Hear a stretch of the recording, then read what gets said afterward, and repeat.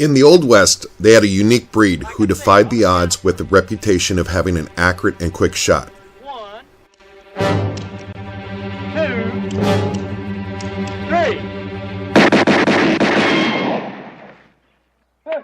The legends of the Old West are gone.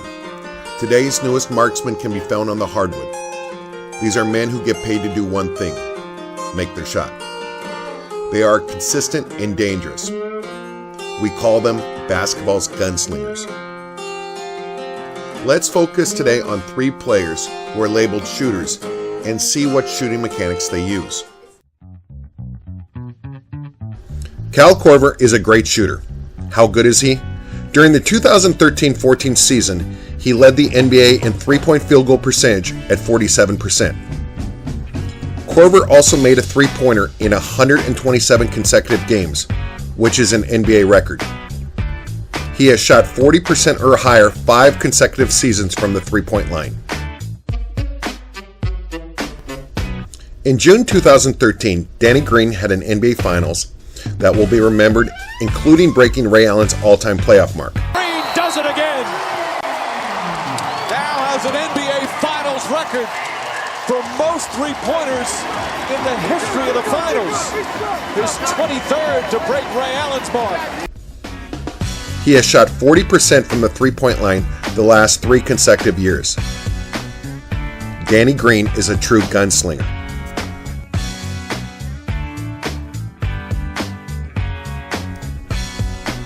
J.J. Redick has been long known as a shooter. He is the second all-time leading three-point shooter in NCAA history for makes. He is so important to a team's success that Clippers coach Doc Rivers demanded the Clippers trade for Redick this past summer. J.J. Redick has improved his scoring stats the past 7 years and has become a solid NBA player.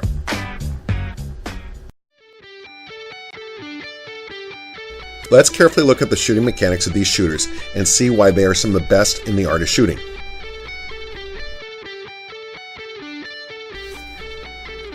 Korver, Green, and Redick all dip the ball when catching it off the pass.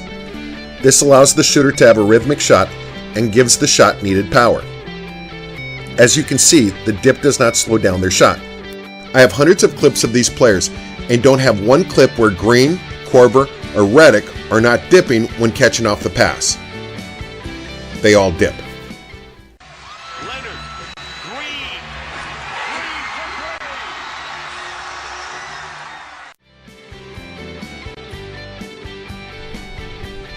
All 3 shooters are predominantly hop shooters.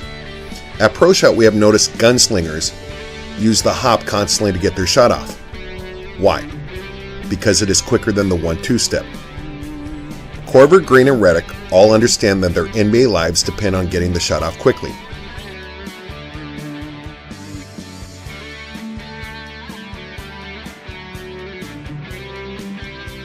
These 3 great shooters all sweep and sway when they shoot. When shooting the ball, their feet sweep forward and their shoulders naturally sway back. This gives their shot great arc and alleviates neck and shoulder tension from shooting straight up and down. The sweep and sway also gives the shot needed power. The legs generate power in a forward motion. There is no shooting straight up and down. When this occurs, these 3 shooters develop better shooting range.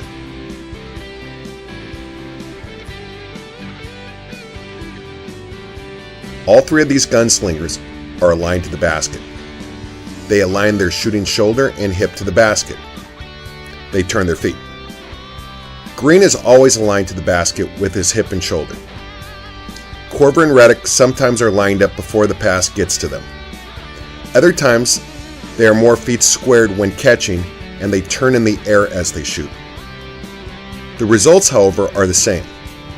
When they release and land, the feet are turned and the shoulders and hip are aligned to the rim.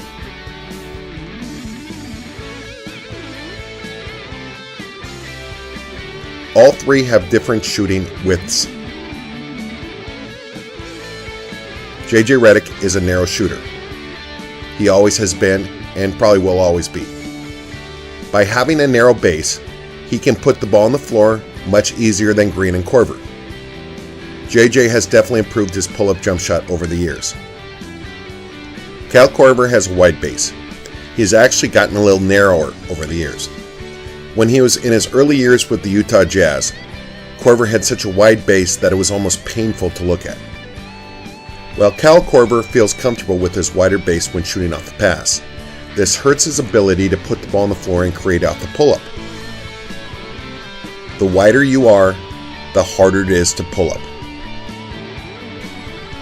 Danny Green has a base somewhere between Kyle Korver and JJ Redick. Green doesn't pull up much, but I don't believe San Antonio wants him to create his own shot. He pretty much is a deadly spot-up shooter.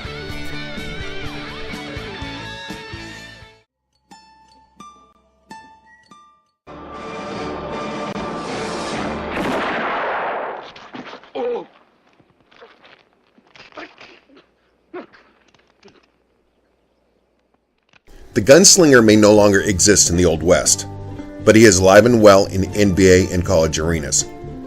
This is the first episode of what we hope will be many, as we focus on the men that are being paid for their accurate shooting skills. The gunslingers.